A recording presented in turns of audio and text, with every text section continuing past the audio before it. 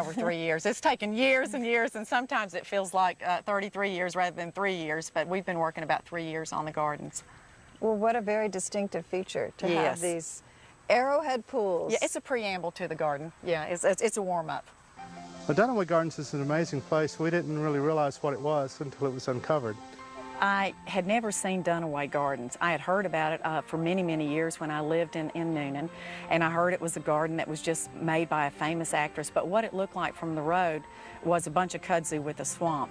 But my husband had heard it was under contract, and he said, "You want to go see what that garden looks like?" And I said, "Oh, I'd love to." We stopped by just to see it. You could see under some of the wisteria and ivy some of the magnificence of the rock walls, and it was so snaky and so mosquito-y and so ticky, and I mean, it was just horrible to be in. I feel like I'm in this hidden, wonderful garden with these, I could be in Hawaii, not Georgia. These waterfalls and these rock walls. This is just incredible. It's beautiful, isn't it? This is a swimming pool. It's a swimming pool. It was blasted out of granite back in the 20s, and this was one of the last places we uncovered in the garden, and I just think it is the grand finale. I think it's awesome. It is, the creme de la creme. What did it look like when you started? There was trees growing in the pool. A lot of the rock work was covered with ivy and wisteria. A lot of the rock work had to be repaired, and we had to hand remove all this. Yeah, we used wheelbarrows and shovels. So you had no idea that you had this grand swimming pool, as you call it? No, we didn't know. You could see a little bit of the rock walls peeking out, but we just had no idea that it would be this grand. You've got this wonderful veil, this light green foliage of ivy, this little Kenilworth ivy? It is Kenilworth. I didn't know what it was, and the Garden Club of Georgia came out and they had a fit over it. They said, "Oh, it's Kenilworth." And what's nice about it, it's delicate, but it actually travels, and it has little white flowers on it. I love it. It's beautiful. And what's amazing to me is that this was planted by the original owners of the garden. So that would have been in the 1920s. Probably put this in the 20s. So it survived being covered over and overgrown, and then when you uncovered all that, you get these wonderful surprises. Yes. Some plants you have to keep your eye on. See what happened to this ground cover after just 80 years.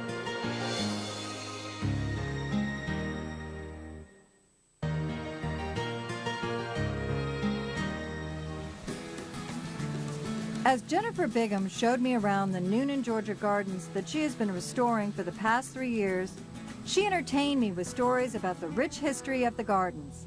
Dunaway Gardens was created back in 1916. It was started in 1916 by Hetty Jane Dunaway, the famous actress on the Chautauqua circuit. She ended up marrying her booking agent, Wayne P. Sewell, and they decided that this would be their home. Hetty Jane wasn't pleased. She said she wanted something more than a cotton field, and so she decided to build a theatrical training center. She started in 1916, worked all through the 20s, and had her grand opening in 1934. Back in its heyday, all kinds of people came. It was a very well-received garden. Minnie Pearl came to visit, and she stayed here for 7 years. She was a theatrical director, and that's where she came up with her theme that she took to Nashville. Walt Disney and his brother Roy would come here, and they would eat in the Bluebonnet Tea Room. But with the advent of television, the garden began to decline in the late 40s and into the 50s, so the gardens have been neglected and abandoned for close to 50 years.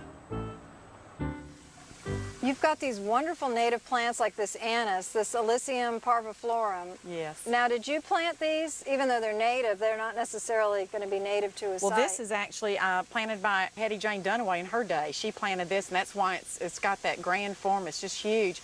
I think it's an elegant evergreen. It's informal, but it's very elegant. And this is a fairly shady site and near moisture, but this particular anise will also grow in full sun and survive. You've got to keep it watered. Well, actually, the back side of that grows in sun and the front side's in shade. So it is a combination plant. And I just have to do that thing with that. Go ahead. Oh, it has that it great does smell wonderful. That I anise know. smell. I love that. You don't want everyone to crush the leaves, but it is nice to have that fragrance. That's what I like about it, too. And this pool, we're in the Japanese garden, part of the Japanese garden. And this is actually called Twin Pools. And it looks as if you can just walk right across here. Well, this is a floating stone, but actually it's on a stacked stone base, but it's a lot of fun just to walk across, and it's a good hiding place for the fish as well. But I love the way the water flows from different levels. And the sound of it is Yes, so it's wonderful. It has a natural spring in this area, so the water runs continuously. But this is something I've never seen. Is that not incredible? Did you know what this was? No, I didn't know, but apparently it's just very unusual to see Japanese plum yew this old. It's about 80 years old. Well, it's unusual to see one this big. Yes. It's Cephalotaxis harringtonia. Uh-huh. And there's a prostrate form that you see a lot in gardens as a ground cover. Yes, I've got that, yeah.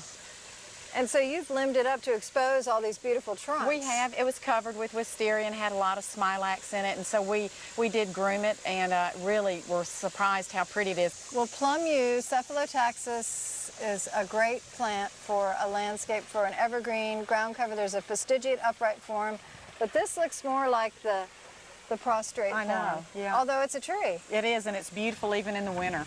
I wonder if they knew what they were planting when they planted it in I think Hetty Hetty's Jane day. Dunaway knew. I think Hetty Jane Dunaway and I are kindred spirits. Hetty Jane Dunaway was dramatic, and I was too. As a child, I was always very dramatic. I loved to dress up. I loved to pretend. I had an imaginary boyfriend for years. So I think Hetty Jane Dunaway and I had quite a dramatic kinship there. I love the garden, and I know she loved the garden, and so I think a lot of things have come together in my lifetime to make this garden happen for me. While Jennifer was clearing away the vines to reveal the bones of Hetty Jane Dunaway's spectacular creation, she discovered a feature that was unique to this part of Middle Georgia: granite, and lots of it, running underneath the garden. Large areas of exposed granite became garden features and provided a resource for restoring the stonework in the rest of the garden. As an unexpected reward, Jennifer rediscovered many of the original plants of Dunaway Gardens and beautifully complemented them with her own additions. Did you ever imagine that this granite outcropping was here in your garden? No, I never had a clue. This was totally covered up with a lot of dirt and debris. It looked like a lot of sludge. And we removed it with mainly shovels, wheelbarrows. You couldn't get any kind of equipment in here if you wanted to. So this was all a labor of real love to uncover this rock. And the whole garden's built on the rock. Really, I get a view of lots of different areas of the garden right from this spot. Well, this is called Little Stone Mountain, and really it is the center of the garden. That's what makes it so wonderful. And the water down here, that's part of the property? Yes, that's the creek, and we have restored the creek. It was hardly running. It was a quagmire. People had thrown kitchen trash and everything else in it, so that's been restored. We went ahead and Where do you get the energy, Jennifer? well, I've been blessed with energy, but my energy's waning, yes. There are so many pools and ponds in this garden. There's 12 collection pools in the garden, but this is the octagon pool, and it's just beautiful. And to look up and see water coming down and then to yes. here and here. And It just spills from one pool to the next, and that's what I like about it. you've got this illustrious, that's the elephant ears, the variety illustrious Yes. here with that black and green. It's so pretty. And look at that golden creeping Jenny. I know, and it loves the water. And that horsetail. Now, I would not plant horsetail, I know, Jennifer. I've heard that so many times, and in fact, we're thinking about pulling it out and putting it in a pot. I so think it can I be would do controlled. that soon because Yes. it could be another kudzu. Yes, and we don't need that. And you also get an incredible view here of the amphitheater. I know, I love this. You know, you get it's kind of a panoramic view of that whole area. You get to see the different tiers. And this patio, you don't have many areas like this in the garden. This stone has almost a pink tinge to it. It does. This is called the pink patio area, and this was totally underground and we uncovered it and actually even put in the moss in between these rocks. And these chairs look like they date back to another era. We'd seen a picture, and it looked like Hetty Jane Dunaway had furniture like this, so we actually got some for this garden, and really it's a great place because we want to share the garden. We want people to sit and relax, and it really gives a good opportunity for that.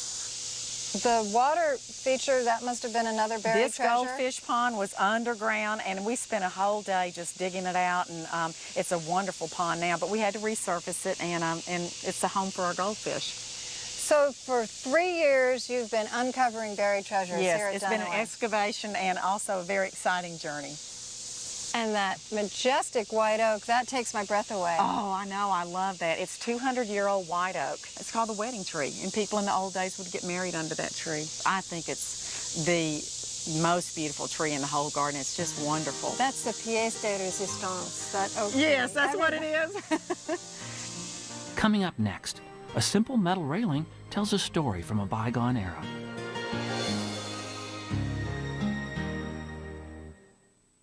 David, you are HGTV's new design star. David Bromstad goes primetime. It's time for a color splash. It's so easy, so cool, and so sexy. I love it. Take a chance with color.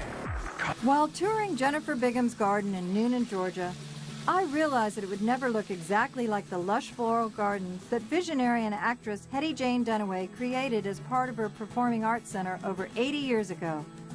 Back in its heyday, Dunaway Gardens was originally a sun garden, but now it's become more of a shade garden, and Jennifer had to come up with a whole new planting scheme. I'm really glad this rail is here because I feel as if I'm just hanging over this waterfall. Well, they call this the hanging gardens. We are kind of hanging over a lot of the garden. And what's so neat about this area is there's 2 curved staircases around this dripping waterfall. This rail actually, at one time they thought about making Dunaway Gardens an amusement park. Can't imagine. No, me either. And anyway, this rail was left on the back of the property and we actually bent it to be our handrails. It's old railroad Yes, track. it really is. And these hostas are such a great color in a shady woodland. This is Sum and Substance. It is Sum and Substance, and I love the lime green color. And they'll get bigger. Yeah, they get bigger, and a lot of people feel they can't use the big leaf, but this is a good example that, I think it goes perfectly right here. Your combination of ferns and hostas here is really rich, beautiful. It's planted very tightly, but I like that look. I want it to feel full, and I want it just to let your eye just travel over the different textures and colors and just a tight garden scene here. This garden is so large, and even though this is a shade garden, a lot of people are overwhelmed by the scale, but if you had a smaller garden, you could do the same types of combinations and utilize the stonework. Of course, this is original stonework. Yes. These are all planting pockets, and you could do it on a large scale or a small scale, but I like the compactness of this area. I like it to be just chock full of plants, and which it is. And this is a fun plant here. This is peacock moss. Yes, it is. It's really a Selaginella. Selaginella. Mm-hmm. But I like that turquoise. You don't get many plants that get that shade of turquoise. And I like the way it spills over the rocks. I think that's just wonderful. I think Dunaway Gardens has taught me patience. It took me close to a year to uncover it, and then we started the restoration process. So it's taken me almost till the 3rd year to be able to do the part that I absolutely adore. Get in here and plant, change things around, plant things too close, and then move them. This is such a steep grade, and to treat it as an amphitheater is such a clever solution. This has to be an original garden feature, to have these old concrete walls that create the steps or the seats. There's seats, and you can put cushions there or blankets or whatever. And this is something that Hetty created back in the early 1900s. She did. Hetty Jane Dunaway, was a famous actress on the Chautauqua circuit. She wanted a theatrical training center, and that's what she created. They had Edwin Strawbridge, a famous New York choreographer. They would do the Hollywood Ballet out here, so it was just a wonderful place. They had camps, and they would teach people how to perform, and then they would have plays out here. So it was really active. So this is the stage? Yes, and I think it was probably the centerpiece of the garden during its heyday. Well, to inherit these great bones for a garden is really such an asset. It would be such a different place without all the stonework and without the amphitheater. I think that's what makes the garden so pretty in the winter. You can actually see more of the stone and more of the bones of the garden, and it's pretty year-round. I've always gardened my whole life. I've never had a garden of this size. 25 acres is much grander than anything I've ever had. I was a good backyard gardener, but nothing on this scale. But I do have to say, you can learn an awful lot in 3 years. I'm much more knowledgeable now than I was, but I love the process of learning. Look at these butterflies. They're performing for us on this abelia. This is such a great plant for butterflies. Abelia chinensis, one of the parents is the glossy abelia that lots of old-fashioned gardens feature, and you've chosen to feature these, which they're so beautiful. You have a lot of vision to choose plants like this abelia, and that is something you have in common with the founders and creators of this original garden. And so there's a legacy here. What's nice about it is we keep getting gifts every day. The ferns are just popping out of the walls. I haven't put them in. The moss is growing, and I'm still just learning. I think that's a good way to put it. You're getting gifts every day. We do. You've uncovered the treasure, and the gifts just keep on giving. Yes, they do, and so we're excited about that. It's just each season we keep noticing more and more that's actually coming back on its own, and I think it's happy to be back. Erica identifies a bizarre plant from the past when we continue.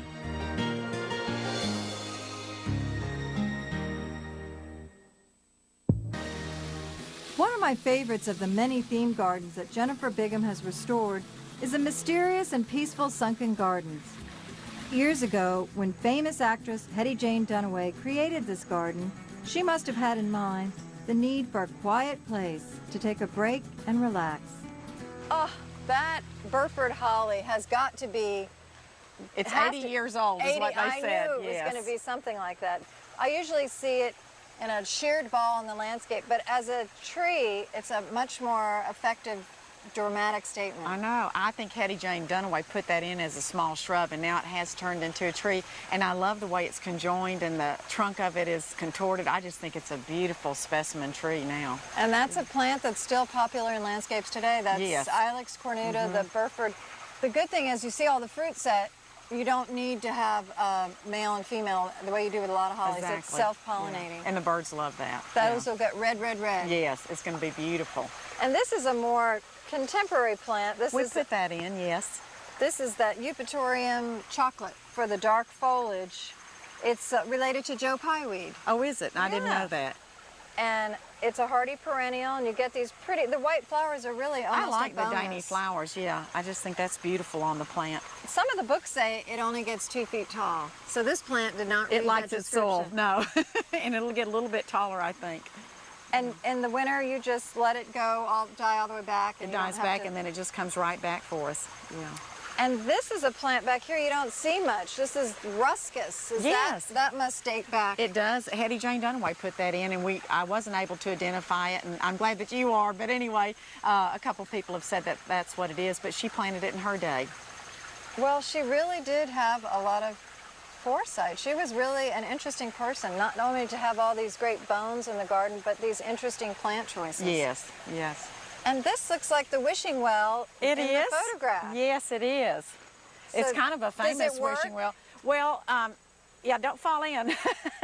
It's historic. A lot of ballerinas would sit just like you are. That. Yeah, they pose just like that. I always wanted to be a ballerina. Do you think if I make that wish here, I'll become a ballerina? Yes, I think you need to throw in a coin and make a wish. It's a little late for me to become a ballerina. That's the nice thing. Dreams come true here. This is a garden where you can dream, and I think this is a place to let your dreams just flourish. Jennifer has her own wishes. Now that she's reclaimed these gardens, her next project is to protect the property's wetlands, which are home to egrets and other wild creatures. She also hopes that her efforts will inspire others not to be afraid to dream. A lot of times you get caught up in a momentum and you can't back out if you want to, but what I would like to tell other people is slow down, enjoy the process. The journey's fun. It doesn't have to all be done overnight. Enjoy the journey and then enjoy the results of your labor.